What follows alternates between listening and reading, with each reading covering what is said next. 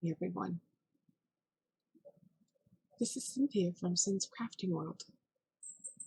I'm going to continue with the story of the werewolf. In the early grey of day, Sven chanced upon the footprints of a man, of a runner, as he saw by the shifted snow, and the direction they had taken aroused curiosity, since a little farther their line must be crossed by the edge of a sheer height. He returned to trace them, and so doing, the length of the stride struck his attention, a stride long as his own if he ran. He knew he was following Christian.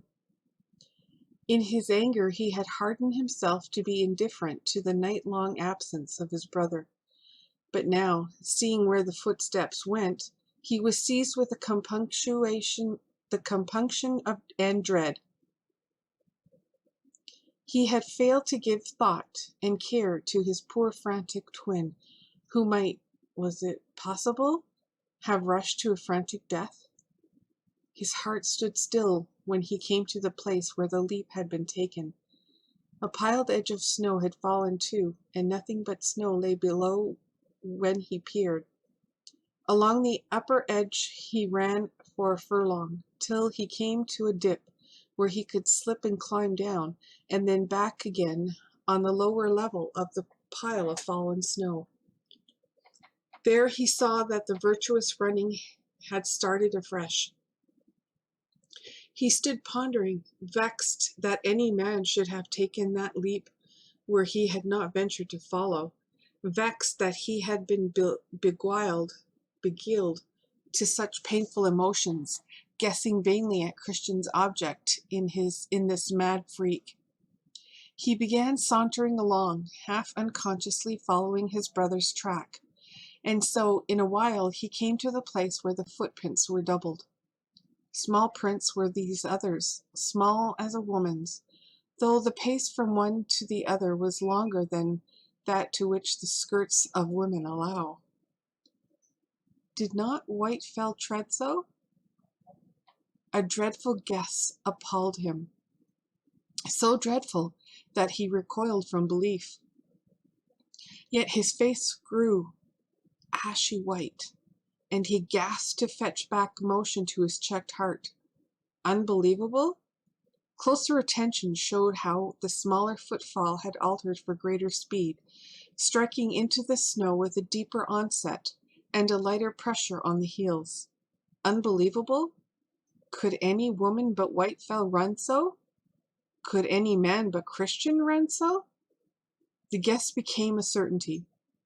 He was following where along in the dark night Whitefell had fled from Christian pursuing. Such villainy set heart and brain on fire with rage and indignation. Such villainy in his own brother, till lately love-worthy, praiseworthy, though a fool for meekness. He would kill Christian. Had he lives many as the footprints he had trodden, vengeance should demand them all. In a tempest of murderous hate he followed on in haste, for the track was plain enough, starting as such a burst of speed as could not be maintained, but brought him back soon to applaud for a spent, sobbing breath to be regulated.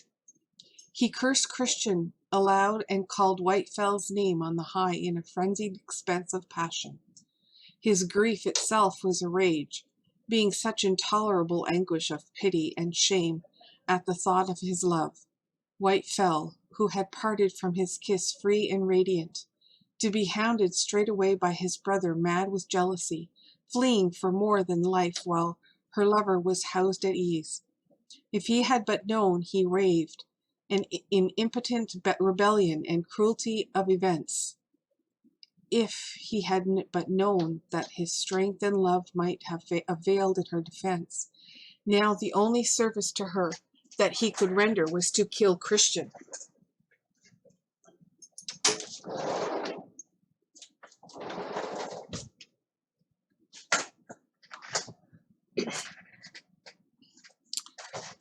As a woman he knew she was matchless in speed, matchless in strength. But Christian was matchless in speed among men, nor easily to be matched in strength. Brave and swift and strong though she were, what chance had she against a man of his strength and inches, frantic too, and the intent on horrid revenge against his brother, his successful rival?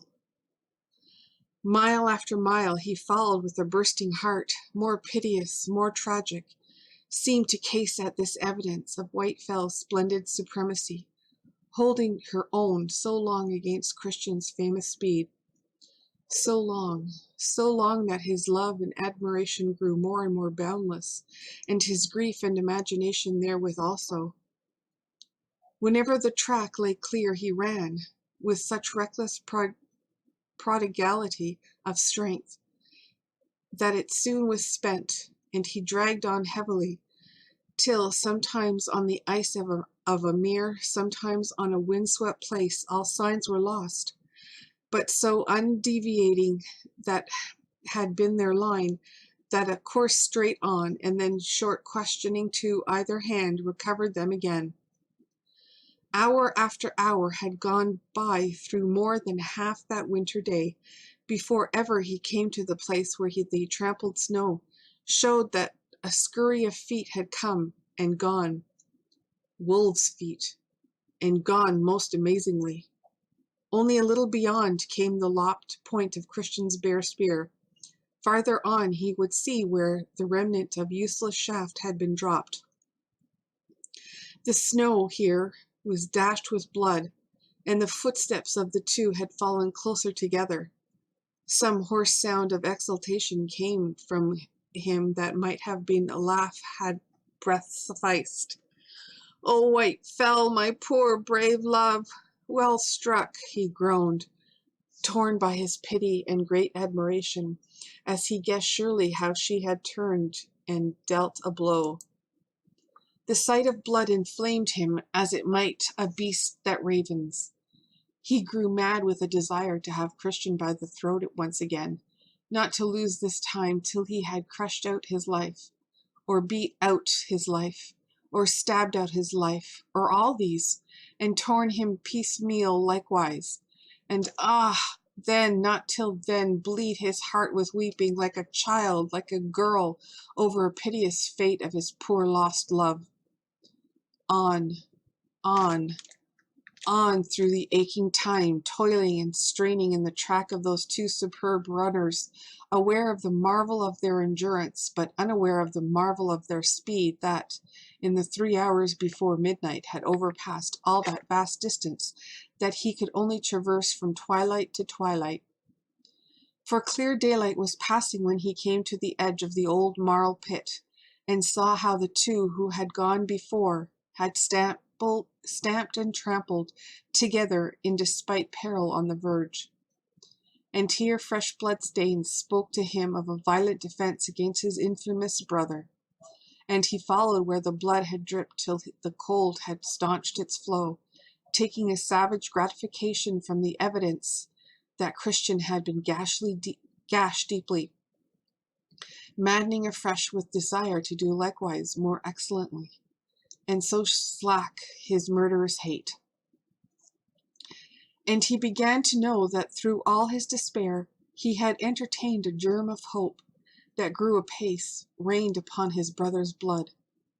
He strove on past as best he might, wrung now by an access of hope, now of despair, in agony to reach the end, however terrible, sick with the aching of the toiled miles that deferred it. And the light went lingering out of the sky, giving place to uncertain stars. He came to the finish. 2 bodies lay in a narrow place. Christian's was one, but the other beyond, not Whitefell's. There were footsteps, ended lay a great white wolf. At the sight of Sven's strength was blasted, bloody and sole he was struck down, groveling. The stars had grown sure and intense before he stirred from where he had dropped prone. Very feebly he crawled to his dead brother, and laid his hands upon him, and crouched so, afraid to look or stir farther. Cold, stiff hours dead, yet the dead body was his only shelter and stay in that most dreadful hour. His soul stripped bare of the septic comfort, cowering, shivering, naked, abject, and the living clung to the dead out of the piteous need for grace from the soul that had passed away. He rose to his knees, lifting the body. Christian had fallen face forward in the snow with his arms flung up and wide, and so had the frost made him rigid, strange, ghastly, unyielding to Sven's lifting, so that he laid him down again and crouched above, with his arms fast round him, and a low heart-wrung groan. When at last he found force to raise his brother's body and gather it in his arms, tight clasped to his breast, he had tried to face the thing that lay beyond. The sight set his limbs in the palsy, horror, and dread. His senses had failed and fainted in utter cowardice, but for the strength that came from holding dead Christian in his arms, enabling him to compel his eyes to endure the sight, and to take into the brain the complete aspect of the thing. No wound, only bloodstains on the feet. The great grim jaws had a savage grin, though dead stiff, and his kiss, he could bear it no longer, and turned away, nor ever looked again. And the dead man in his arms, knowing the full horror, had followed and faced it for his sake, had suffered agony and death for his sake. In the neck was deep death gash. One arm and both hands were dark with frozen blood for his sake. Dead he knew him, and in life he had not known him, to give him right meed of love and worship.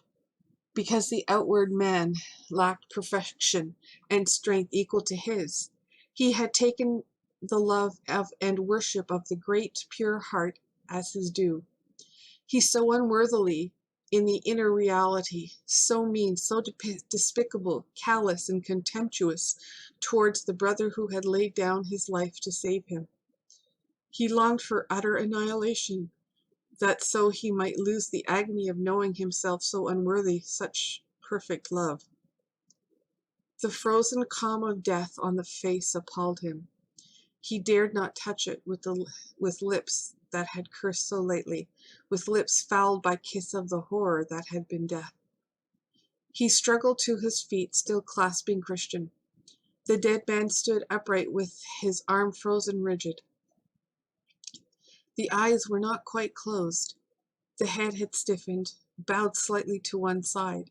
The arms stayed straight and wide.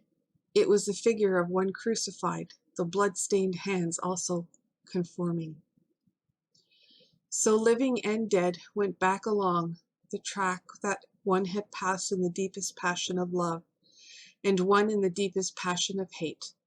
All that night Sven toiled through the snow, bearing the weight of dead Christian, treading back along the steps before had trodden. When he was wronging with vilest thoughts and cursing with murderous hatred the brother who all the while lay dead for his sake. Cold, silence, darkness encompassed the strong man, bowed with the dolorous burden, and yet he knew surely that that night he entered hell, and trod hell fire along with the homeward road, and endured through it only because Christian was with him. And he knew surely that to him Christian had been as Christ, and had suffered and died to save him from his sins. And that is the end of the story. I hope you enjoyed this story. Until next time, have a good night.